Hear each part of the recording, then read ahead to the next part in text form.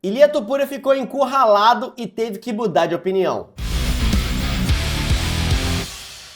No UFC 300 a gente teve a disputa do BMF, né, o cinturão do mais brabo do esporte, e o Max Holloway fez história numa luta lendária em que ele enfrentou aí o Justin Gaethje subindo de categoria, né? Ele subiu para enfrentar na categoria dos pesos leves. Justin Gaethje, que era o cara que tinha mais poder de nocaute, já era natural da categoria dos leves, era o favorito, mas o Max Holloway subiu e não quis saber de nada disso, ganhou a maioria dos rounds e no round final, mesmo vencendo o combate, chamou pro infight no centro do cage e na trocação conseguiu colocar sua mão direita e apagar o Justin Gaethje com vitória realmente absurda, que valeu para ele, inclusive, 2 bônus de performance que estavam acrescidos, né? O bônus de performance normalmente é de $50 mil.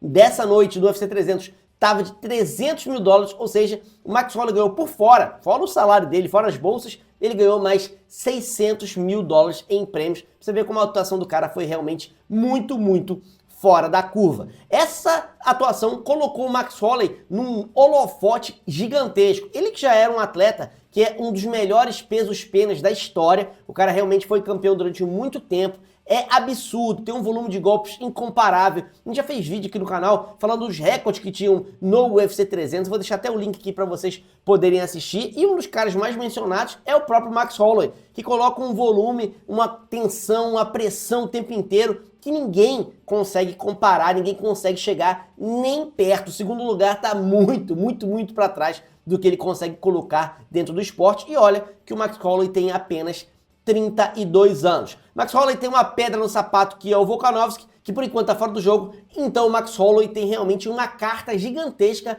na sua frente. O Max Holloway ele tem a opção de, por exemplo, lutar pelo cinturão da categoria peso leve. Ele bateu o Justin Gaethje, que até aquele momento ali estava do top 3 da categoria, se eu não me engano era o top 2, então assim, com essa vitória ele pode muito bem ir disputar o cinturão da divisão. Imagina se o Poirier bate o Makhachev, ele fica na cara do gol. Ele pode lutar pelo cinturão da categoria de baixo, que é a categoria original dele, a categoria peso-pena, e ele pode disputar o cinturão BMF, colocar para jogo contra qualquer outro cara. Lembrando que o BMF, esse cinturão, ele é um cinturão feito para os caras que não amarram luta, que trocam pancada, que trazem esse tipo de emoção, né? Ele foi criado originalmente ali, a gente teve Nate Diaz contra Masvidal, depois a gente teve aí agora essa luta, então assim, a gente tá sempre se tentando manter os caras que são os caras da trocação, que não vão entregar luta chata, que vão entregar espetáculo como que foi entregue nessa luta entre o Gaethje e o Max Holloway. Então o Max Holloway, embora ele tivesse várias opções, na hora da luta, no calor da luta, ele falou o seguinte: quero lutar contra o Topuria. Pode ser na Espanha, pode ser no Havaí, onde você quiser, eu quero enfrentar você. Então o que acontece? Ele quer se tornar campeão da categoria peso-pena, que é a sua categoria originária.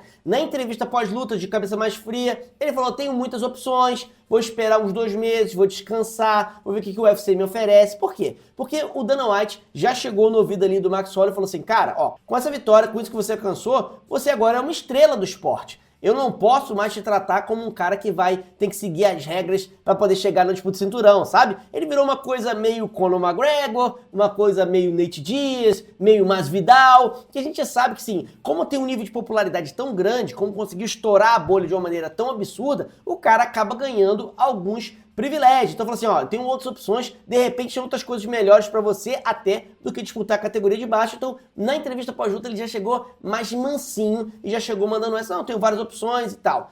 Quem se pronunciou logo depois da luta foi o Topuria. Primeira coisa que o Topuria falou foi: não me impressionei com essa luta do Max Holloway. Ok, Topuria, você foi a única criatura do planeta Terra que não se impressionou com a luta entre o Max Holloway e o Justin Gaethje. Só que na sequência, por conta da pressão, por conta das pessoas começarem a achar que o Topuria estava fugindo, em entrevistas que ele deu depois, ele já falou assim: não, beleza, ó, eu até aceito lutar contra o Max Holloway, desde que o Max Holloway coloque o BMF em jogo. Eu não vou colocar só meu cinturão em jogo contra o Max Holloway, porque eu faria isso.